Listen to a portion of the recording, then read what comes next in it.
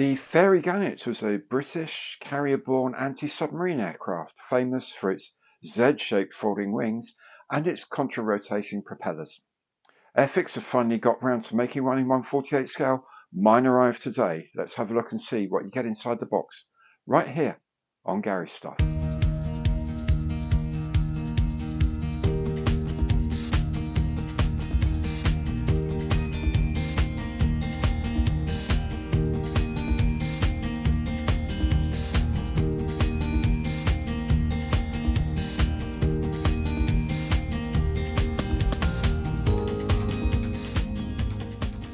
Hi there, I'm Gary. Welcome to my channel. Welcome back if you've been here before. Today is box opening day on the kit of the week, that kit being the 1/48 scale Fairey Gannet from Airfix. Now, if you're thinking about buying one of these and want to see what the plastic looks like, things like that, this is very much the video for you. If you've already got one and you've got one on its way, you want to see how one is put together, then there will be some build videos coming soon on this channel. How you know when they're there? Best thing to do, subscribe to the channel, hit the bell, doesn't cost you anything, and you will get notified of all my future content, including the build videos as they are published. And of course, anything you see on the channel that you like, please let me know by clicking the old imperial thumbs up on the like button there, because every like counts. And of course, if you'd like to offer a bit more concrete support to the channel, you can do that through Super Thanks, by becoming a channel member, or by using any of my online partner programs. Now, one of these is the Airfix online program. If you go to the Airfix online store using the link below there and buy anything, be it this Gannet or indeed anything else there, then Airfix at no extra cost to you will make a donation to the running of this channel. You can still use your club 10% discount if you're a club member, and you can still collect or indeed use your hobby reward points as well. So let's make a start then. Have a look and see what you get inside the box of the Fairey Gannet in 1/48 scale from Airfix. So here it is, the box of the 1/48 scale Fairey Gannet from Airfix. Very nice box artwork as usual from Adam Uppbeat. At this size, it just looks astounding. Really nice. In its main role, looking for a submarine, which is down here. It's over there, guys. It's very nearly behind you. Beautiful artwork, though. It's a amazing looking plane. Some would say ugly, some would say purposeful. I don't know. Whatever. It is what it is. Fairey Gannet. Excellent. On this side, of course, it has a history of the Gannet here. It points out that the kit, when made, is 290 millimeters long, 344 wide, and there are 334 pieces in the box, which is quite a lot. 3 schemes, one for 849 Squadron, Coldrose, one for 815 Squadron on Ark Royal in 1958, and one for 847 Squadron at Nicosia in Cyprus in 1957. I love the invasion stripes. I'm kind of tempted by them. Invasion stripes and red spinner. Kind of speaks to me. Anyway, we'll see. Over here we have the colour call out for the paints required. Points out they're not included. Very good. It's a skill level 4 kit. You really need to have made some kits before if you're going to make one of these, because there's going to be techniques and skills that you're going to really need. You can by all means build it, but if you're going to enjoy building it and then like the result, probably a good thing if you've done a bit of building before. And it comes with a token for 4 flying hours. Of course, as a member of the Airfix Club here, you can collect these tokens towards a free kit in the future. That's as many flying hours as you'll get on most kits these days. If you aren't in the club, or you are in the club and you don't want to collect these, please do consider cutting these out and sending them to Models for Heroes. A link to this excellent charity is in the information box below. At the end, we just have reprise of the schemes. It is a Series 11 kit, by the way, so even if you collect your flying hours, you're not going to be able to get one on this. I think it tops out at Series 9 on the offer of flying hours. So it's Series 11 11007. So, a big, beautiful thing. Let's have a look at what's inside. Okay. First of all, lots of bags of plastic. Lots of bags of plastic. So 1, 2, 3 bags of grey plastic, and I don't know how many frames there are. There's quite a lot of frames. Plus, there's a separate bag for the transparent parts. There's the instruction leaflet, which feels quite chunky as it happens, in the middle of which there are some schemes and a stencil placing page, and of course then there's the decal sheets for the 3 versions that are included. We'll have a closer look at all of these individually. I know it's a bit grey on grey, but I don't have backing paper that's this wide, so we'll just have to deal with it. This is frame A. It's 2 fuselage halves, main fuselage base, the cockpit and the rear operator station here. This is the interior of the bomb bay. Parts of the interior structure here, the bomb bay itself, engine cowling as much as it can be, so other bits and pieces here. Frame B are the unfolded wings, and this is radar or something. I can't remember what this is. Probably the radar system. It sticks out the back. Either radar. It can't be a mad detector because they trail behind the aircraft. Anyway, the point is that on this kit, it does have a wing fold option, but rather than just provide all the folded wing parts and you have to stick them together if you're not doing a folded wing, then they actually provide you with extended wings separately, which I think is a very, very good idea. Frame C, and we have parts of the folded wing assembly and parts of the tail as well. And this is the bomb bay doors if you want them open. Previously we had like a strip of bomb bay doors if you want them closed. This is if you're having the bomb bay doors open. Frame D is just the other wing, wing sections, controls, and so on and so forth.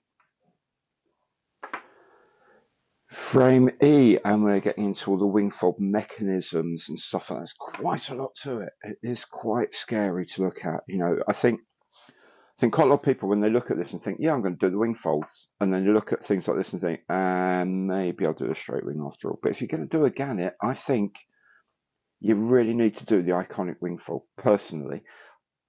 Main wheels are here, of course, they're weighted as well, which is kind of nice. Not so nice if you want to do it as I'm like on final approach to the carrier, but for being parked with the wing folded, yeah, brilliant. It's got weighted wheels, that's nice. The next 3 frames are all actually on one frame. This is frame F here, nose wheel bay covers, part of the main gear, things like that. Frame G is this part, which includes the props, cockpit details, seat, and you'll be delighted, 3 aircrew figures. How about that? And finally, there's frame H here, which are things like the aerials, arrestor gear, and so on. Then the last of the grey plastic here is frame J, and this are things like bombs, rockets, all the armaments essentially. And finally we have frame L. It's all the transparent parts, 2 different windshields, one with a windscreen wiper, one without, in case you want aftermarket. Some other bits and pieces of canopy and the wingtips and some light covers. If we have a close-up look at the plastic here, plenty of rivet details to pick out. The handholds, footholds, whatever, all very nicely marked up there. Plastic looks clean enough, the moulds look clean enough. I hope this joint goes in nicely because there's a lot of detail there that if it doesn't go in cleanly is going to get lost when we do the do a clean up afterwards. That's going to be an issue possibly. But yeah, It looks good, I think. Like lines, sort of double riveting lines on the major panels and so on and so forth, panel joints. All looks very good. You know, I've not been up close and personal to a Gannet. I'm sure some of you have who are watching this, and you can tell me how good it is. Obviously, people are going to say, oh, the rivets are too deep, the rivets are this or that. But you know what? It's a 1/48 scale kit. If you didn't have them that deep, they wouldn't ever show up once you've sprayed them with paint and primer and paint and varnish and all that. They're going to show up. So I don't have a problem with the rivets being sunk like this. The Bombay details, again, very nice. There's, you know, some panel work on the inside of the Bombay. It's quite clean and tidy. Looks very nice. The cockpit, yeah, okay. Looks okay. It looks all right. You know, as much as it would be, I'm sure there's going to be a detail set out for that very soon. Radio boxes and things like that. And there's more detail elsewhere, such as up here, backs of the bulkheads, all sorts of wires and cables and stuff. I don't know how much of that we're going to paint up yet, but we'll see. I'm going to do this as an open cockpit as well as wing folds, so any detail on the inside I'm going to really need to try and bring out.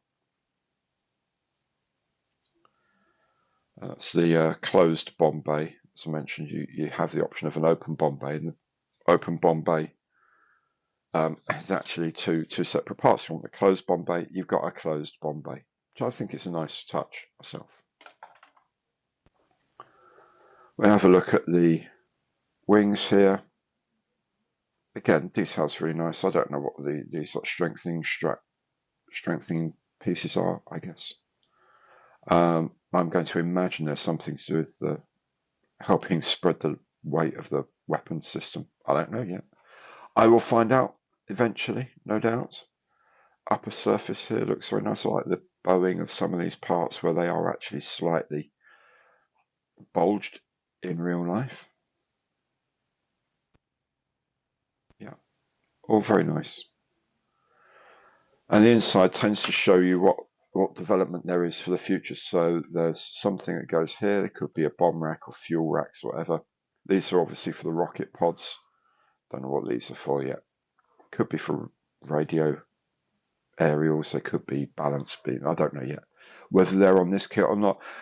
You see, they tend to, with things like wings, they tend to make them, if the wing didn't actually change during the whole of the service career, but just had different weapons loads, and they pre-drill some, you know, they have the holes, the pilot holes for the different weapons loads. But this thing comes with rockets anyway, so I'm not sure there's going to be that much more on a Gannet, to be fair. And yes, we have 3 aircrew figures, all the same. No reason why they would be much different, actually. They're just sort of sitting in there. Seats, am I going to paint these? Probably not. I suppose they could be in there getting ready to start up, but I don't think so.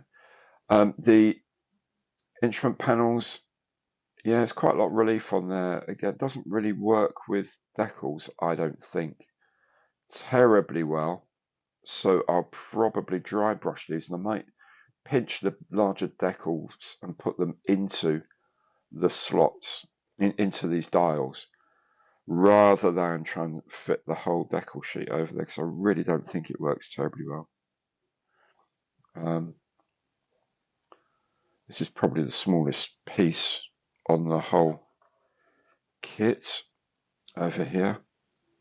Don't know what it's for, but that is going to be a very, very small thing to fit somewhere. Now the transparent parts are fine. They're, you know, nice and clean and crisp and properly crystal looking. However, these look a bit ragged to me. These look a little bit bobbly, a little bit uneven, the way the curves are done. It looks a bit, I don't know if you can catch that. Yeah, see this reflection here, see how it looks a bit sort of not nice and clean. It's sort of blobby. That means the surface is not very even. Also, you'll notice, I don't know if we can just about, you can see it on here. There's a mold line, and there's one on each of these. There's a mold line over the top, which means they haven't used a slide mold for this, which means that you're going to have to try and get rid of that. Now, I'm not very good at cleaning up transparent, shiny plastic. I'm sure there's stuff you can get. I've seen it done online many times, but really, I mean, the Spitfire 1/24 Spitfire had this issue of the molds being the part being too big for a regular mold, and they put a slide mold in, but they also, well, actually no, what they did is they made one slightly smaller that then didn't have this line that was not quite 100% accurate, but the 100% accurate one did have this line, so you could choose between which ones you would use, and you could clean up the absolutely accurate one or use the not quite so accurate one, which I wouldn't notice the difference between them, to be perfectly honest. Sitting on a model Spitfire, I wouldn't look at it and say, that's not the proper size canopy. Some people would, I can't. On a Gannet, even less so. Given the size of these parts, I'm really not happy with that. I don't think on the canopy, the real canopy, there was a line straight across the middle, some very fine line, like an ejection seat detonating cord line or anything. I don't believe there was, anyway. So that's kind of something I need to have a chat with them about. Windscreen, as I mentioned before, the windscreen's got a windscreen wiper on this one, not on this one, in case you want to get aftermarket. The rest of the canopy, so this canopy's fine. No problem with that. But these large bulbous canopies, they don't look good to me, which is not great for this amount of money you spend on these kits. And I did. Look at these teeny tiny light covers here. They're going to be fun. Okay, so I don't know how much impact that's going to make on the actual model, but I'm actually not very impressed by that, I must admit. Right, instructions. Here we are, pretty much the same as ever for Airfix. The history of the aircraft and some basic specifications, English, French and German on the front page.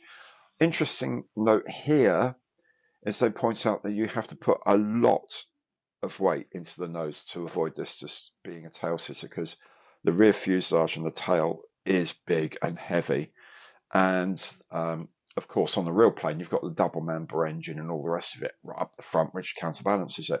So it's telling you there are two places they recommend you put nose weight, so it's going to need a lot of weight at the front. The one I saw at Telford had a ton of weight, I mean a load of weight in the nose, so that's going to be an interesting issue. On the inside page is the same basic history and specs in Spanish and Swedish, some basic assembly instructions. In many languages, the translation of all the icons in many languages, and then the instructions, which are printed quite a lot smaller. I think it's probably a paper saving effort, I suspect, because these look a lot smaller than most Airfix instructions. Usual style, things where you've just completed them are shown in red on the following panel. Here's the first of the weight instructions, 12 grams in there. Well, we'll see what we can do with that. And where else? It said somewhere else. And step 23 on page 4. So the first is we're going to put some weight in there. Oh, I see, it sits underneath there, and it's a box to hold weight, basically. It sits underneath that, which is quite cool. Yeah. Some of the parts have been coloured, like transparent parts are always blue. So you've got the gun sight and you paint it black at the bottom. There's bits and pieces of other colour call-outs here and there. And here, 55 grams. 55 grams to put into that part. So we're looking at 80 grams altogether in nose weight that they recommend. That's an awful lot. Here we've got things we're not gluing on for some reason. I don't know why yet. I'll find out later. Other than that, it looks all fairly straightforward. Weapons pylons, as we mentioned before, get the drill outs 1.1 millimeters. You know, a while ago I was saying, well done Airfix for starting to standardize on like 0.8 and 1.2 millimeters, and now 1.1, which I don't think I've got the drill for. So there'll be 1.2 and they'll be slapping about a bit. Wish they wouldn't do that. Again, remove after painting and before gluing. Okay, fine. These are the flap tracks here.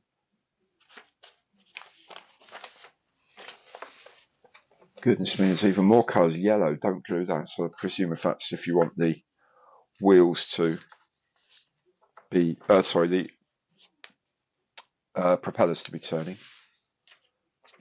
Doubt very much they counter-rotate. I really, really doubt it. All the weapons loads in here, bombs, torpedoes, maybe sonar or depth charges, sonar buoys, and so on. We'll give it a proper nice bomb load, I think. I guess you might have to choose between rockets and bombs, but I don't know yet. We'll find out.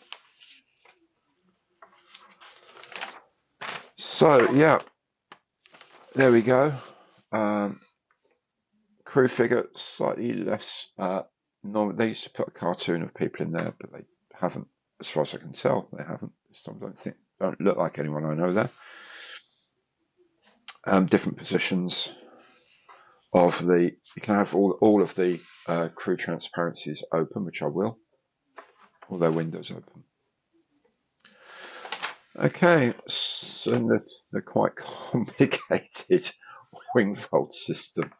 Oh my goodness, what have I let myself in for with that? Actually, yeah, it looks like you wouldn't have the wings folded and the crew window open there. Or maybe you would, maybe you wouldn't. I don't know.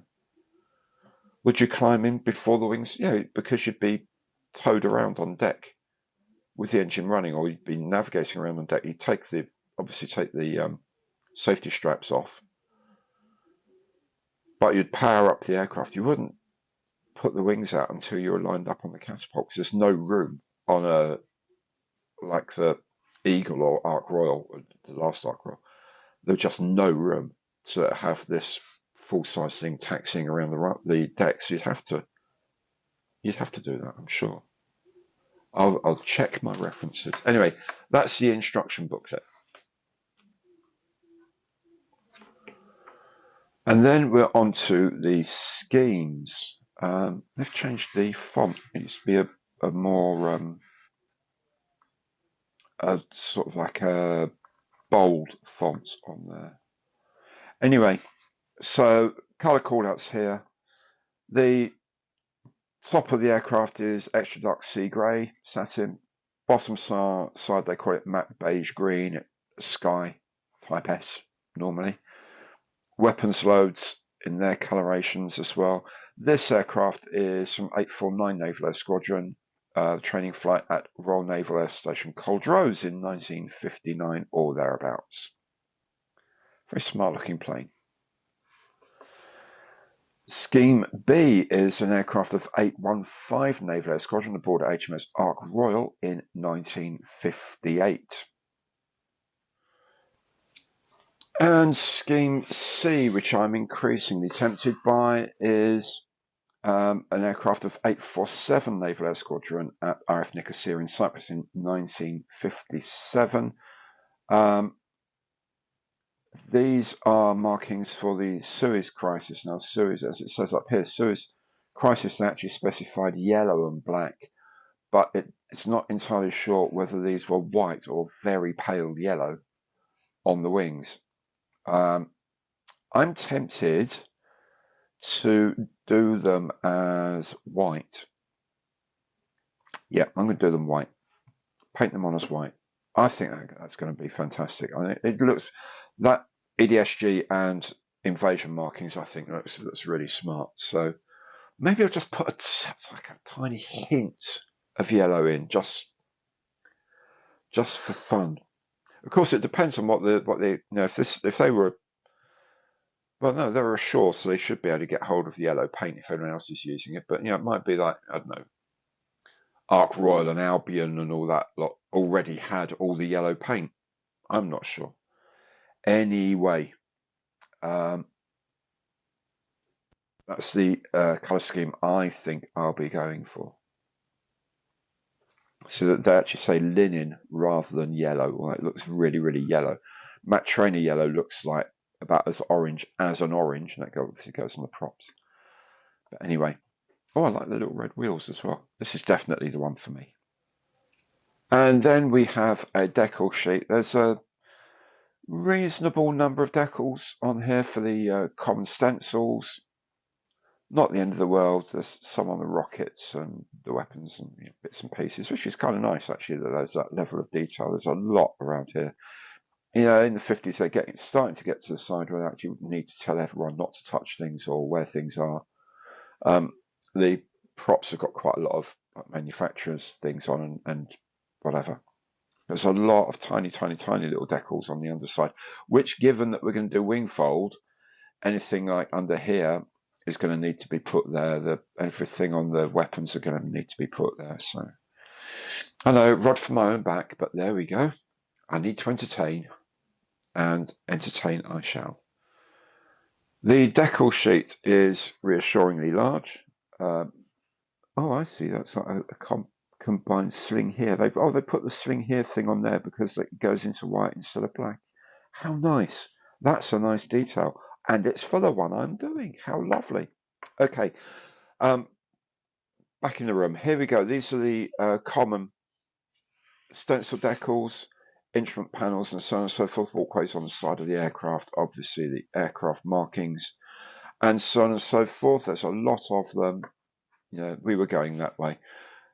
Then they have the specific ones for the three schemes, 849, 815, and 847 squadrons. Nice crests here as well for these squadrons.